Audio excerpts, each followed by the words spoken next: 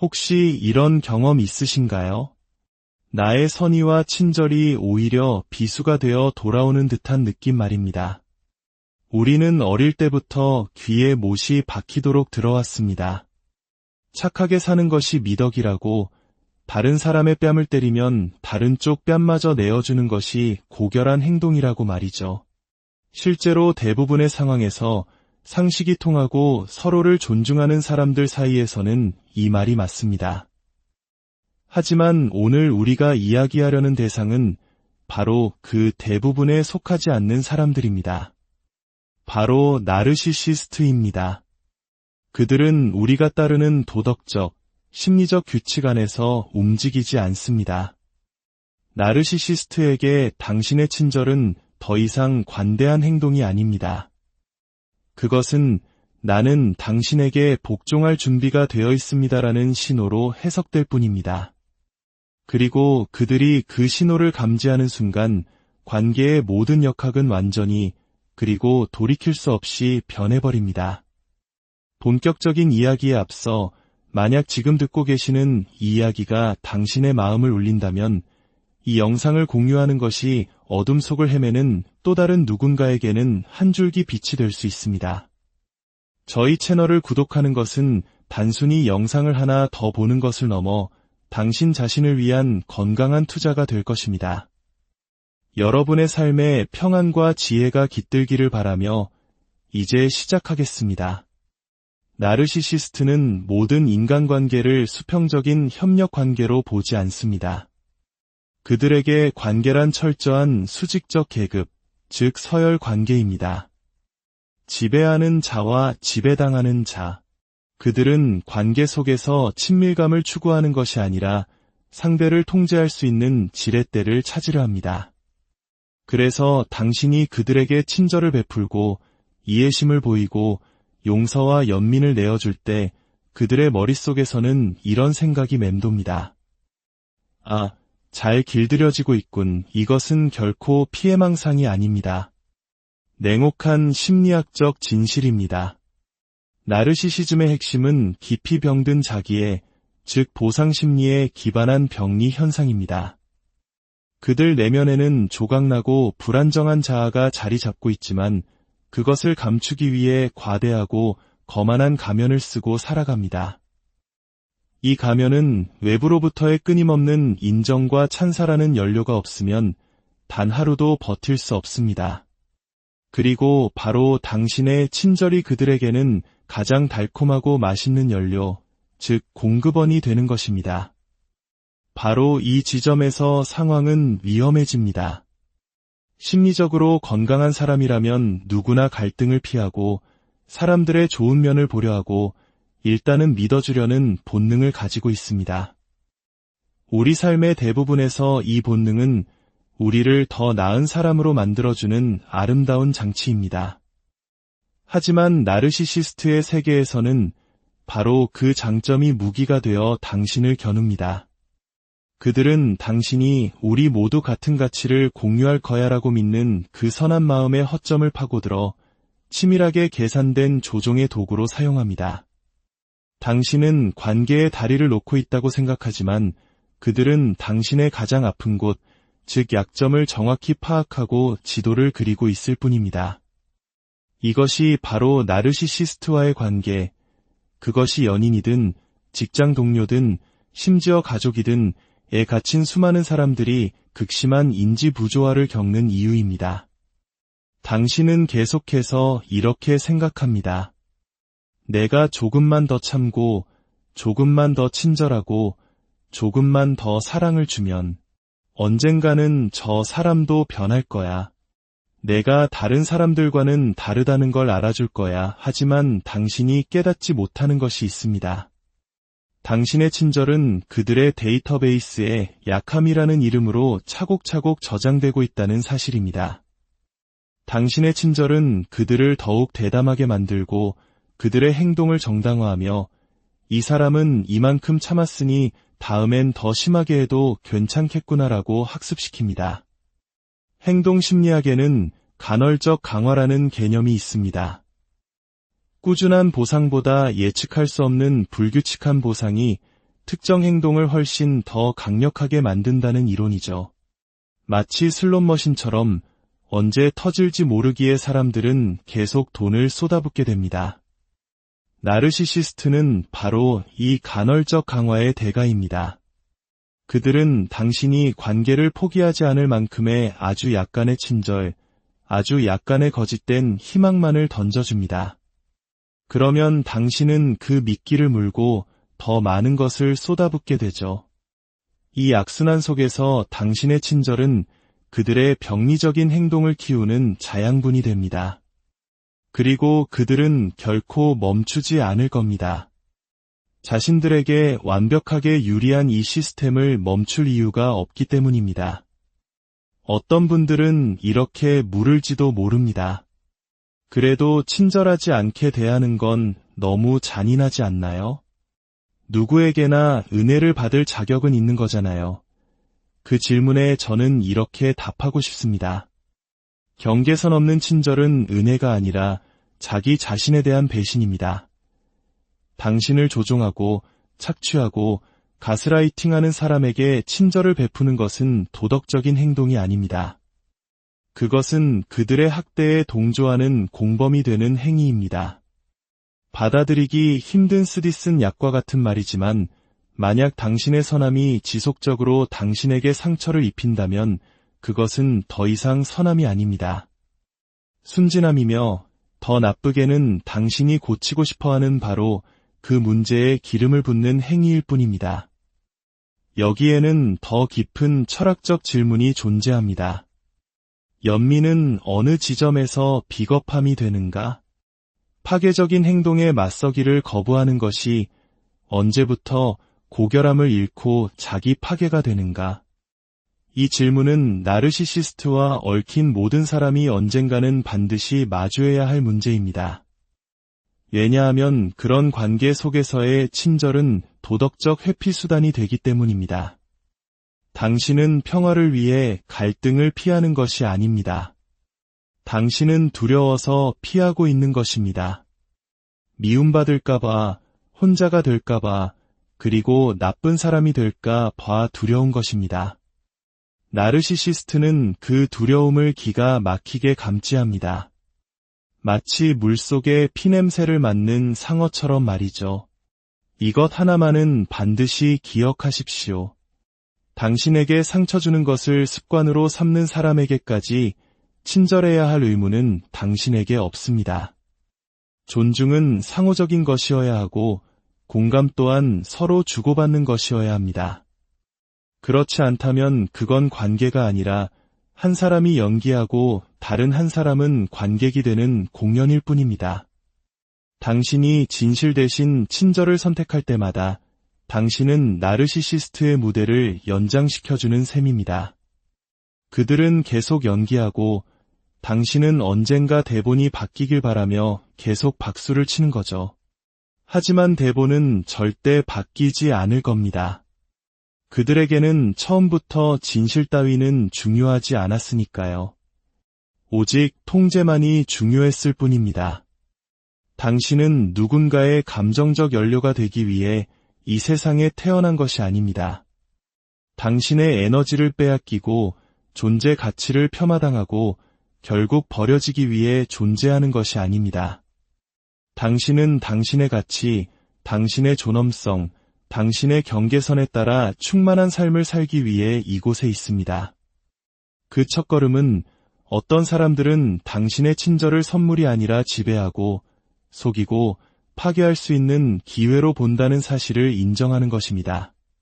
그러니 이제 나르시시스트에게 친절하게 대하는 것을 멈추십시오. 대신 정직하고 단호하고 필요하다면 기꺼이 그 관계를 떠나십시오. 진정한 강인함은 그들이 만들어내는 혼돈을 얼마나 오래 견디느냐에 있는 것이 아닙니다. 진정한 강인함은 그들이 더 쉬운 이야기에서 벗어나 자기 자신을 선택하는 능력에 있습니다. 그리고 그것이야말로 가장 진실한 의미에서 당신이 할 수 있는 가장 도덕적인 행동입니다. 이제 우리는 훨씬 더 미묘하고 교활한 주제인 공감에 대해 이야기해 보겠습니다. 공감, 타인의 경험을 보고 느낄 수 있는 능력. 우리 사회가 옳게도 우리에게 키우라고 가르치는 바로 그 덕목입니다. 공감은 도덕성의 초석이며 이것이 없다면 협력은 무너지고 문명은 원시적인 야만성으로 퇴보할 것입니다. 하지만 공감 역시 분별력과 분리되는 순간 그 어떤 미덕처럼 치명적인 약점이 될 수 있습니다. 그리고 나르시시스트는 바로 그 점을 당신이 상상하는 것 이상으로 잘 이해하고 있습니다. 많은 사람들이 공감을 본질적으로 고귀한 특성이라고 가정합니다. 하지만 현실을 직시해야 합니다. 공감은 진실과 상호 책임이라는 경계선 안에서 발휘될 때에만 고귀합니다. 나르시시스트는 공감을 가치 있는 것으로 여기지 않습니다. 그들은 공감을 이용하고 휘두를 수 있는 도구로 봅니다. 다른 사람의 감정을 섬세하게 느끼는 당신의 능력, 상처를 보듬고 이해하고 관계를 회복하려는 당신의 열망은 그들에게는 너무나 다루기 쉬운 약점일 뿐입니다. 그들은 마치 인형사가 줄을 당기듯 손쉽게 당신의 감정을 조종할 것입니다. 우리 한국 문화에는 정이라는 독특하고 아름다운 개념이 있습니다. 끈끈한 유대감, 미운정, 고운정 같은 복합적인 애착을 의미하죠. 이 정 때문에 우리는 때로 관계를 쉽게 끊지 못하고 상대의 잘못을 감싸주려 합니다. 하지만 이 아름다운 정이 나르시시스트를 만나면 어떻게 될까요? 그들은 당신의 깊은 정을 교묘하게 이용하여 당신의 죄책감을 자극하고 동정심에 호소합니다. 그들은 의식적으로 당신을 연구하지는 않지만 본능적으로 당신을 파악합니다. 당신이 무심코 보이는 표정, 당신을 자극하는 말, 당신이 느끼는 죄책감. 그들은 나는 그저 평화롭게 지내고 싶을 뿐이야. 혹은 어쩌면 내가 너무 심했나 봐와 같은 당신의 말을 귀담아 듣습니다. 그리고 당신이 평화를 지킨다는 명목으로 자기 자신을 방어하기를 주저할 때마다 그들은 그 순간을 기록하고 데이터로 저장합니다. 그렇게 오직 당신의 취약점에만 맞춰진 맞춤형 심리 공략집을 만들어냅니다. 이것이 바로 나르시시스트와의 관계가 그토록 깊은 상처를 남기는 이유입니다. 당신은 본질적으로 약해서 착취당하는 것이 아닙니다.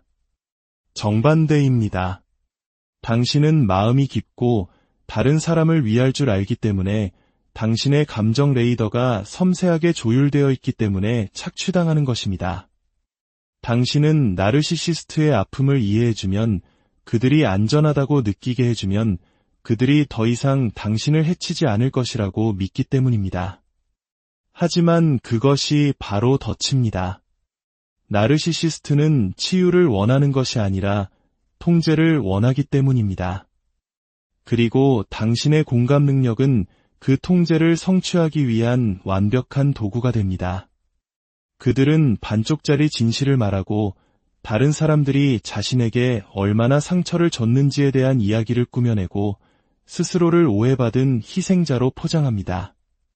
그들이 정말 희생자라서가 아니라 그렇게 하는 것이 당신의 연민을 가장 효과적으로 자극할 수 있다는 것을 알기 때문입니다.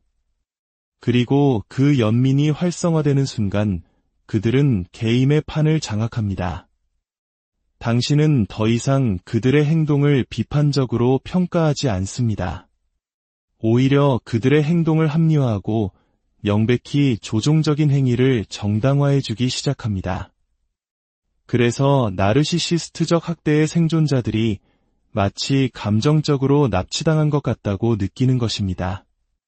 그들은 자신의 현실 감각을 의심하기 시작하고 관계에 건강한 선을 긋는 자신을 잔인하다고 느끼며 상처를 표현하는 자신을 이기적이라고 자책합니다. 이것은 우연이 아닙니다. 장기간에 걸친 공감 조종의 결과입니다. 나르시시스트는 당신의 인간성 그 자체를 통제의 도구로 사용하는 것입니다. 당신은 당신의 감정 계좌가 완전히 텅 비고 나서야 그리고 여전히 넌 충분히 노력하지 않았어 라는 말을 듣고 나서야 이 사실을 깨닫게 됩니다. 당신의 판단력보다 공감 능력이 앞서게 될 때 당신은 자기 착취의 공모자가 됩니다. 이것은 결코 피해자를 비난하려는 것이 아닙니다. 피해자가 결정적인 진실을 깨닫도록 돕기 위함입니다. 당신의 친절을 무기 삼는 사람을 굳이 이해해 주어야 할 도덕적 의무는 없습니다. 당신의 인내를 당신의 감정적 경계선을 계속 침범해도 좋다는 허락으로 해석하는 사람에게 더 이상 인내심을 보일 필요가 없습니다. 경계 없는 공감은 결국 상호의존으로 이어집니다. 당신의 정체성이 다른 사람의 혼돈을 해결해주는 것에 묶여버리는 굴레에 갇히게 되는 것이죠. 그것은 연민이 아니라 자기 삭제입니다. 나르시시스트는 바로 그런 환경에서 번성합니다. 당신이 사라질수록 그들이 지배할 공간은 더 넓어지기 때문입니다. 그것은 당신의 본능이 그들의 병리를 위해 복무하는 일종의 심리적 식민지화가 됩니다. 그렇다면 대안은 무엇일까요? 냉담하거나 무관심해지는 것이 아닙니다. 그것은 또 다른 극단일 뿐입니다. 대안은 바로 현명한 공감을 실천하는 것입니다. 책임감이 동반된 공감, 그리고 그 방정식 안에 당신 자신을 포함시키는 연민 말입니다. 당신이 연민이나 죄책감을 통해 나르시시스트의 궤도로 끌려 들어가는 것을 느낄 때 잠시 멈추고 스스로에게 물어봐야 합니다. 지금 이 순간 누구의 욕구가 채워지고 있는가? 이 감정적 교류는 상호적인가? 아니면 나는 누군가의 서사 통제를 위해 바이올린처럼 연주되고 있는가? 맹목적인 공감에서 분별 있는 공감으로 전환하는 순간 모든 것이 바뀝니다. 당신은 어떤 사람들은 이해받기를 원하는 것이 아니라 복종받기를 원한다는 사실을 깨닫기 시작합니다. 그 사실을 명확히 보게 되면 당신은 더 이상 그들을 고치려 하거나 당신의 관점을 이해시키려 애쓰지 않게 됩니다. 그들이 이미 당신의 관점을 알고 있다는 것을 다만 신경 쓰지 않을 뿐이라는 것을 깨닫기 때문입니다. 결국 이것이 쓰디쓴 진실입니다. 나르시시스트는 혼란스러워하는 것이 아닙니다. 당신이 고쳐줄 수 있는 방식으로 부서진 것이 아닙니다. 그들은 전략적이고 연기력이 뛰어납니다. 그들은 당신의 공감 능력이 희생자라는 가면 뒤에서 조종을 계속하면서도 당신을 관계에 묶어둘 수 있는 완벽한 도구라는 것을 학습했습니다. 하지만 당신이 당신의 공감 능력을 되찾고 그것을 분별력과 결합시킬 때 당신은 그들의 힘을 빼앗게 됩니다. 당신은 그들이 당신에게 할당한 역할을 그만두고 나르시시스트에게 적보다 훨씬 더 위험한 존재가 되기 시작합니다. 바로 그들이 더 이상 통제할 수 없는 사람이 되는 것입니다. 많은 사람들이 착한 것과 선한 것을 동일시합니다. 하지만 습관적이고 두려움에 뿌리를 둔 착함은 때로 한 사람이 가질 수 있는 가장 위험한 특성 중 하나가 될 수 있습니다. 특히 나르시시스트와 얽혔을 때 말이죠.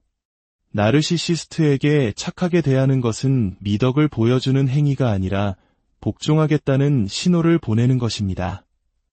당신의 가치와 직관, 존엄성까지 포기하면서 갈등을 피하고 거짓된 평화를 유지하려는 시도일 뿐입니다.